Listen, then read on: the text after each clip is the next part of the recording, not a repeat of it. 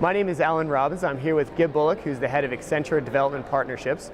We're at European Development Days 2013, and I wanted to start out by asking you, Gib, if development is changing, and we're here at this conference, and there's a lot of talk about private sector involvement, the changing nature of aid, new players. I want to ask you what you're seeing in these changes. A lot of change, actually, Alan. The development sector over the next 10 years is going to be very different from the development sector, I would say, over the last 50 years. We're going to see radical change in terms of who's involved, who's playing, what the role of vis-a-vis the private sector and other actors. I believe that the really disruptive roles that technology is playing and new forms of financing in the context of following aid money is starting to fundamentally disrupt, challenge roles, structures, and even the actors in terms of who's doing what when it comes to delivering development outcomes. Mm-hmm.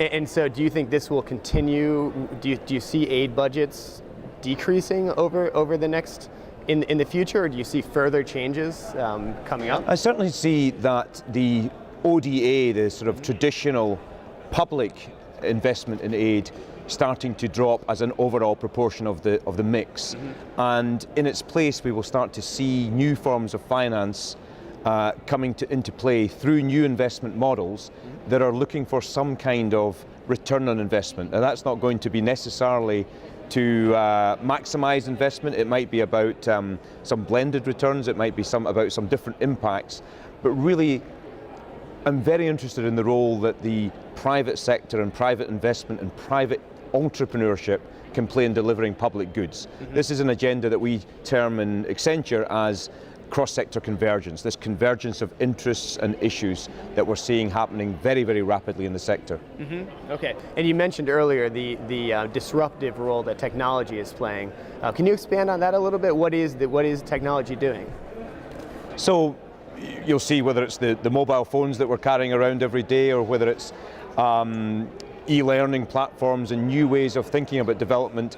But fundamentally we're seeing that technology is going to enable things to be done in a different way. It's going to allow innovations to take place, and it's going to allow problems to be solved in new and innovative ways that perhaps weren't able to be done 5 or even 10 years ago. This is something we've been looking at with some research that I would commend to you. We've been working with Net Hope, which is the consortia of technology NGOs, and we've done some research really looking at this disruptive role of technology by interviewing many hundreds of individuals in the sector. Mm-hmm. And so that's something you might want to feature at some point within DevX in the future. Yeah, okay.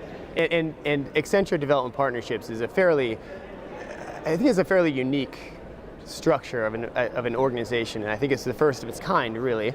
Can you just speak a little bit about your structure and the type of work that you're working on specifically? So we do see ourselves as being quite different. We're 10 years old this year, and back in 2002, 2003, when we started off, the world was quite a different place. It was almost in the pre-CSR days. Mm-hmm. And what we have attempted to create and incubate within Accenture is really a business within a business, really one of these new hybrid business models, a social enterprise, if you will, within the world of Accenture. Mm-hmm.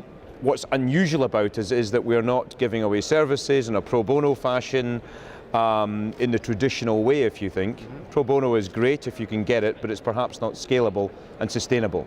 So we get access to Accenture's best people from around the world. I don't need to make profit on them. I don't have the overheads of training them and hiring them in the first place.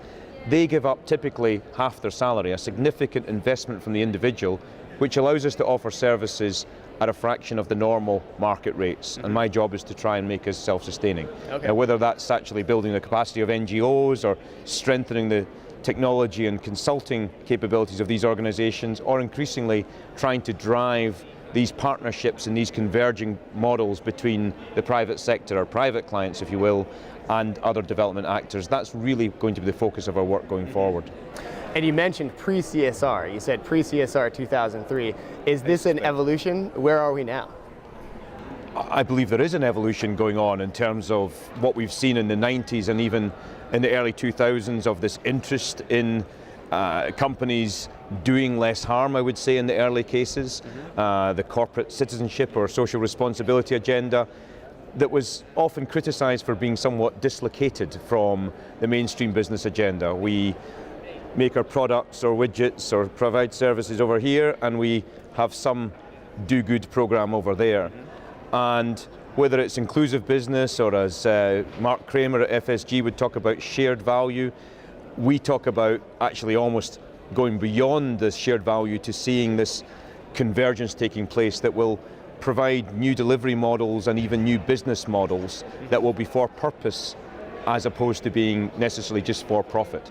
So that for me is a continuum, and as you look forward over the next few years and we start to think about what's happening post-2015, what is the role of business going to be in delivering these outcomes, I do believe that we will see not just the private sector playing the role of creating jobs and paying taxes, hopefully, around the world, but actually starting to solve problems. Health problems, education problems, nutrition problems are actually market opportunities in disguise for the private sector. So how can we work together, and how can we get donors and NGOs to almost catalyze and bring the private sector to solving some of these problems, not just north down to south, but actually I think the innovations, the really exciting innovations, will perhaps come south up to north and be brought back. We've seen that with mobile banking, for example. I expect when you're working with some of your clients that are NGOs or aid agencies that you're seeing common challenges. I expect, maybe, they're seeing common challenges that they face. Is there one that is sort of a common thread of what is stopping this convergence from happening even more effectively? Sure. I would say that convergence needs to be about, we need to create the enabling environment, if you will, for convergence. My sense is that development over the last few decades actually has been a bit like the command economy of the Soviet Union in the 70s, 80s, 90s. I went to Russia and I saw it firsthand, and we have pilots and we have projects and we plan everything, as opposed to moving towards more market-based, more outcome-based models, which I think is what we need to move towards. And how can we actually provide the financing? How can we create the sources of financing that will fund an ecosystem, an agnostic ecosystem? Frankly, I don't care whether you're a for-profit or a non-profit or a social enterprise, whether you're started by a corporate or whether you're started by an NGO. What's the outcome you're having on a particular issue? And the more successful, more efficient outcome-based models will be the ones that will get funding in the future. Great. Well, thanks, Gib. Thanks for joining us. Appreciate it. Delighted. Thanks very much indeed.